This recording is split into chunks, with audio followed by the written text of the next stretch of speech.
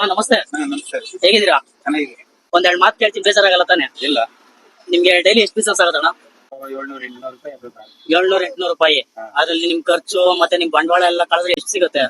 ಒಂದ್ 200 ರೂಪಾಯಿ ತಿಂಗಳಿಗೆ ಅಂತಂದ್ರೆ ಹೆಚ್ಚು ಕಡಿಮೆ ಅಂದ್ರೆ ಒಂದ್ 1000 ದುಡಿತೀವಿ. 10,000 ಹತ್ತತ್ರ ಆಗತ್ತೆ ಅಷ್ಟೇನೆ. ಖರ್ಚು ಕಳೆದ್ರು ನಿಮ್ಗೆ ಏನು ಉಳಿಯಲ್ವಲ್ಲ ಅಣ್ಣ? ಏನು ಉಳಿಯಲ್ಲ.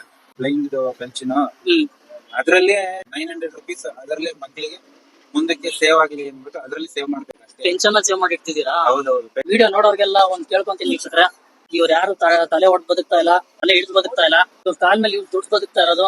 ಸೊ ದಯವಿಟ್ಟು ಆದಷ್ಟು ಇವ್ರ ಹತ್ರ ಏನಾದ್ರು ಒಂಚೂರು ತಗೊಳಕ್ಕೆ ಅಂತ ಟ್ರೈ ಮಾಡಿ. ಅಟ್ಲೀಸ್ಟ್ ಇವ್ರಿಗಲ್ಲ ಅಂತಂದ್ರೆ ಇವ್ರ ಫ್ಯಾಮಿಲಿಗಾದ್ರೆ ಹೆಲ್ಪ್ ಆಗುತ್ತೆ. ಎಷ್ಟು ಸೇಲ್ ಮಾಡ್ತೀರಾ ನೀವು ಇದನ್ನ? 100 ರುಪೀಸ್ ತಗೊಳ್ಳಿ, ಇದು ನಮ್ ಖುಷಿಯಿಂದ ಕೊಡ್ತಿರೋದು, ಸಣ್ಣ ಸಹಾಯ ಅಷ್ಟೇ ಅಂತ ಅನ್ಕೊಳ್ಳಿ. ಪೋಲಿಯೋ ಬಂತು ಹಾ. ಅವಾಗ ಕಣ್ಣು, ಆಮೇಲೆ ಕಾಲು ಈ ತರ ಬೆಂಡ ಆಯ್ತು, ಈ ತರ ಇದೆ, ಕ್ರಾಸ್ ಆಗಿದೆ. ಕೈ ಕೂಡ ಇಲ್ಲಿ ಬೋನ್ ಇಲ್ಲ. ಇಲ್ಲಿ ಏನಾರ ತಗೋಬೇಕಂದ್ರೆ ಈ ತರ ಸಪೋರ್ಟ್ ತಗೋಬೇಕು. ಊಟ ಮಾಡುವಾಗ ನೀರ್ ಕುಡಿಬೇಕಂದ್ರೆ ಈ ತರ ಸಪೋರ್ಟ್ ತಗೊಂಡು ನೀರ್ ಕುಡಿಬೇಕು. ಮಕ್ಕಳು ಚಿಕ್ಕವರು 1ನೇ ಕ್ಲಾಸ್ ಹುಡುಗಿ 3ನೇ ಕ್ಲಾಸ್ ಓದಿದ್ದಾರೆ. ಮಿಸಸ್ ಅವರು ಅವರು ಬ್ಲೈಂಡ್, ಅವ್ರಿಗೂ ಕಾಣಲ್ಲ. ಎಲ್ಲರೂ ಡಿಪೆಂಡ್ ಆಗಿರೋದು ನೀವು ಮಾಡ್ತಿರೋ ಈ ಬಿಸ್ನೆಸ್ ಮೇಲೆ. ಇದ್ರ ಮೇಲೆ ಚೆನ್ನಾಗಿ ಬಿಸ್ನೆಸ್, ಪಾಪ ಒಳ್ಳೇದಾಗ್ಲಿ ನಿಮ್ಗೂ. ಮಕ್ಳನ್ನ ಚೆನ್ನಾಗಿ ನೋಡ್ಕೊಳ್ಳಿ, ಚೆನ್ನಾಗಿ ಓದಿಸಿ. ನಂಬರ್ ಕೂಡ ನಾನು ಕೆಳಗಡೆ ಮೆನ್ಷನ್ ಮಾಡಿದೀನಿ. ಆ number Google pay, phone pay ಕೂಡ ಇದೆ. 5 ರೂಪಾಯಿನೋ 10 ರೂಪಾಯಿನೋ ಎಷ್ಟಾದ್ರೂ ಸಹಾಯ ಮಾಡಿ, ಫ್ಯಾಮಿಲಿಗಾದ್ರೂ ಒಂಚೂರು ಹೆಲ್ಪ್ ಆಗುತ್ತೆ ಅಂತ ಕೇಳ್ಕೊಂತೀನಿ.